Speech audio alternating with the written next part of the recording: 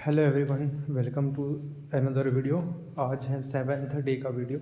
ये मैं 7वां दिन का वीडियो बना रहा हूँ और दोबारा से मैं अपनी कम्युनिकेशन स्किल को बेहतर करने के लिए फिर से मैं आज 10 मिनट का वीडियो बनाऊँगा। और आज दोबारा से मैं ये वही अपना रूटीन कि डेली सुबह से लेकर मैंने आज शाम तक क्या किया उसका रूटीन जो मैंने फॉलो किया है दिन भर, वो मैं आपके साथ शेयर करूँगा। पहले मैं मॉर्निंग में 5-6 बजे आसपास उठा। 6 बजे उठ गया था। मैं कोशिश कर रहा हूँ कि 6 बजे तक मैं और सो करके उठ जाऊँ, तो मैंने वही किया।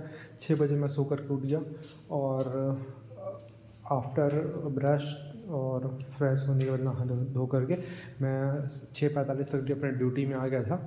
तो 6 बजे से मैं ड्यूटी किया और उस वक्त ड्यूटी के दौरान मैं ड्यूटी करते हुए उस वक्त ड्यूटी में मैं ड्यूटी करते हुए अपने ड्यूटी करते हुए अपने काम करते हुए वो पढ़ाई थोड़ा करने की कोशिश की, पर हो नहीं पाया। थोड़ा मैसेज वगैरह था तो उसके मैं कंप्लीट किया, क्लियर किया।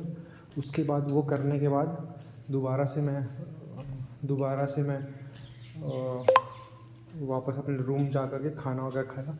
मुझे लाइब्रेरी जाना था बट मैं लाइब्रेरी नहीं जा पाया और मुझे थोड़ा सा ये मेरे हाथ में थोड़ा सा पीछे बैक में थोड़ा दर्द करता। मैं सोचा 1-2 घंटा सो करके लाइब्रेरी जाऊंगा, बट सोते समय 2-3 घंटा मैं सो गया और 2-3 घंटा सोने के बाद उठा तो 3-4 बज गए थे। तो बाद मैं लाइब्रेरी जा ही नहीं पाया और मैं कोशिश की शाम के 1 घंटा पढूँ, पर मैंने इनपुट आउटपुट के मैंने टॉपिक्स काफ़ी सारे मैं कवर कर दिए। मैं सोचा था कि आज कंप्लीट करने के बाद इनपुट आउटपुट टॉपिक कंप्लीट करने के बाद मैं उसके बाद अगला चैप्टर पढ़ूँगा, बट आज इनपुट आउटपुट भी कंप्लीट नहीं हो पाया। पर मुझे किसी भी हालत में कल मॉर्निंग में इनपुट आउटपुट के जो क्वेश्चंस हैं वो कंप्लीट करने ही हुए किसी भी हालत में।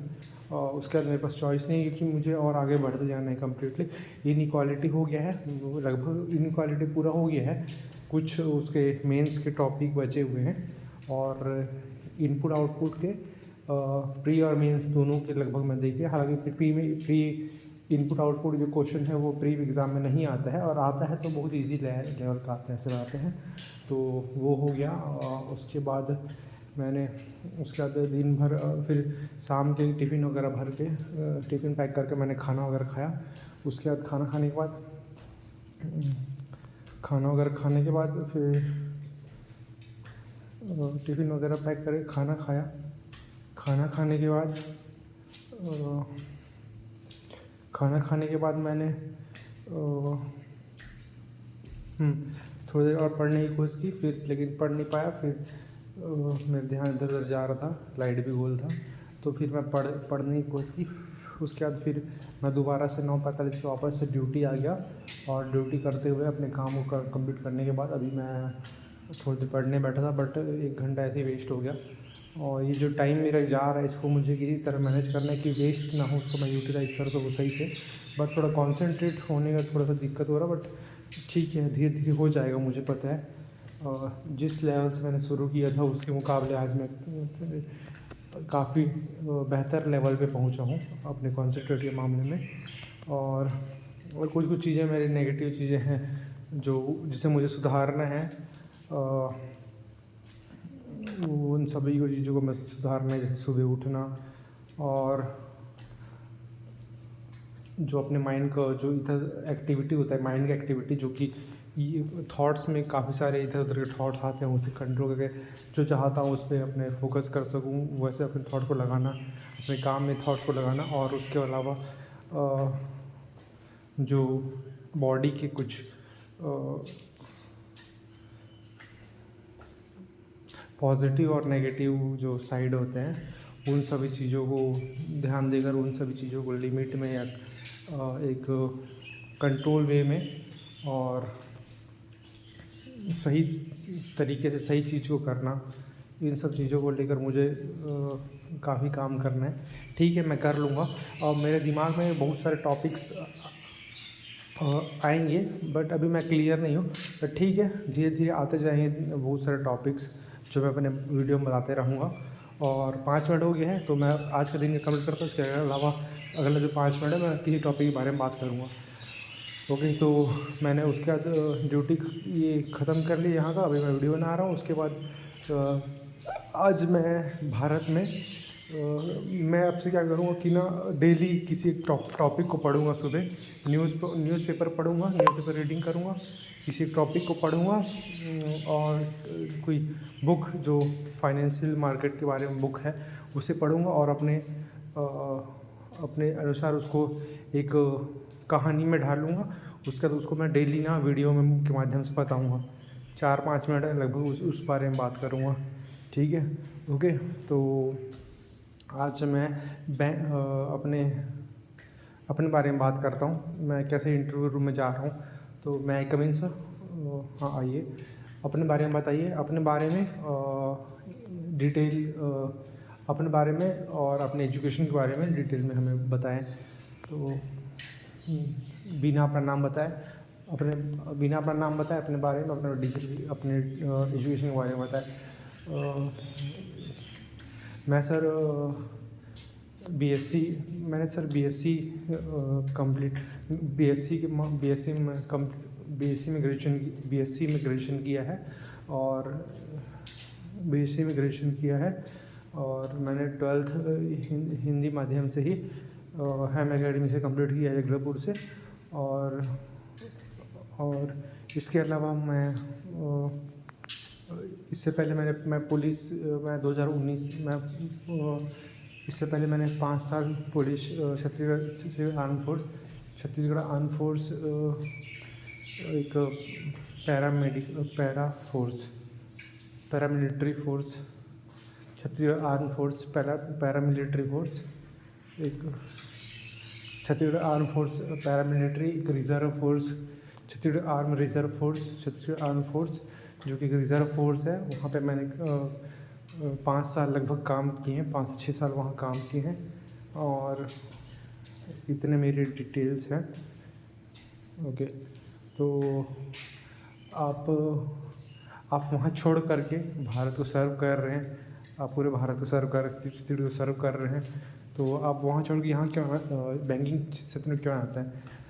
हाँ सर, सर यहाँ पे बैंकिंग में, चूँकि यहाँ मेरा वहाँ काम करते हुए काफ़ी साल बाद मुझे समझ में आया कि मेरा इंटरेस्ट बैंकिंग को मिलने के वहाँ डिफेंस के मुकाबले ज़्यादा है। डिफेंस के मुकाबले बैंकिंग में ज़्यादा इंटरेस्ट है। तो मैंने अपनी रुचि ज़्यादा है, तो मैंने सोचा कि क्यों ना इस तरफ अपना करियर को नई दिशा दी जाए, करियर को लेकर एक नई दिशा दी जाए। तो इसलिए मैंने फिर तैयारी करना शुरू किया और यहाँ तक पहुँच पाया हूँ। ओके, तो बताइए बैंक के बारे में क्या जानते हैं? बैंक क्या है? बैंक एक संस्था है जो वित्तीय लेन देन करती है और जो कि लोगों को कर्ज देकर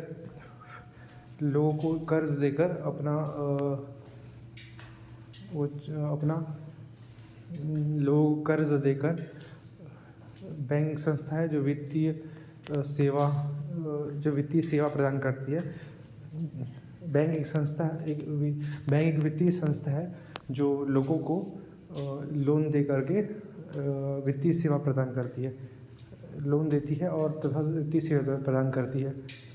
ओके, और बैंक के जो इनकम के सोर्सेज वो क्या क्या है?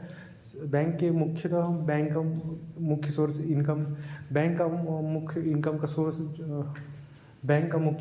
इनकम का सोर्स लोन दे करके लोन देना और तथा उससे ऋण वसूलना है। ओके, और क्या जानते हैं बैंक के बारे में सर? इसके अलावा बैंक कई सारे इंश्योरेंस वगैरह बैंक इंश्योरेंस करती बैंक सर। इसके अलावा लोन के अलावा सर बैंक खाताधारकों के पैसों को एक सुरक्षित जगह उपलब्ध मुहैया कराती है और लोगों को वित्तीय सेवाएं देती है। और उसके अलावा लोगों को इंश्योरेंस बांटती तथा कई सारी सरकार की जैसे कई सारी सरकार की योजनाएं हैं उन्हें लाभार्थी तक पहुंचाने में सरकार की मदद करती है। ओके। और इसके अलावा और बताइए डीमोनेटाइजेशन के बारे में क्या जानते पता है क्या जानते हैं? और ये बताइए कि क्या ये डीमोनेटाइजेशन करना ज़रूरी था? सर डीमोनेटाइजेशन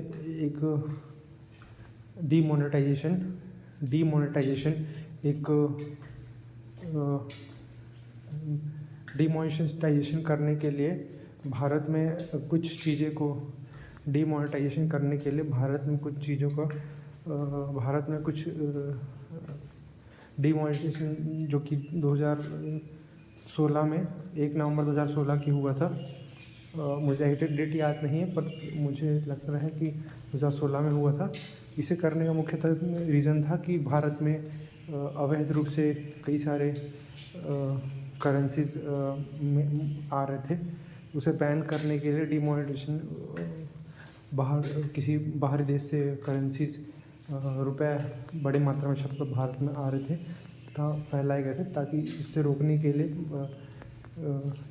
के लिए डीमोनेटाइजेशन जैसा कदम उठाया गया। ओके। क्या ये भारत के लिए ओके? मुझे काफ़ी सोचना पड़ रहा है अब ना। ठीक है, अगर सोचना पड़ रहा है तो मुझे ना क्या करना चाहिए, मुझे टॉपिक्स पढ़ कर के आना चाहिए और यहाँ पे ना उन टॉपिक के बारे में बात करनी चाहिए। ठीक है, तो ओके। तो अब मैं यही करूँगा कि ना किसी भी टॉपिक के बारे में पढ़ कर के आऊँगा और उसे कहानी के रूप में बनाऊँगा अपने अंदर, और उसे मैं आकर के वीडियो के माध्यम से रिकॉर्ड करूँगा। ओके, ठीक है, यहाँ तक मैं कर पा रहा हूँ। ओके, ठीक है, गुड, शाबाश। ओके, 12 मिनट का वीडियो बन गया। Okay, bye guys.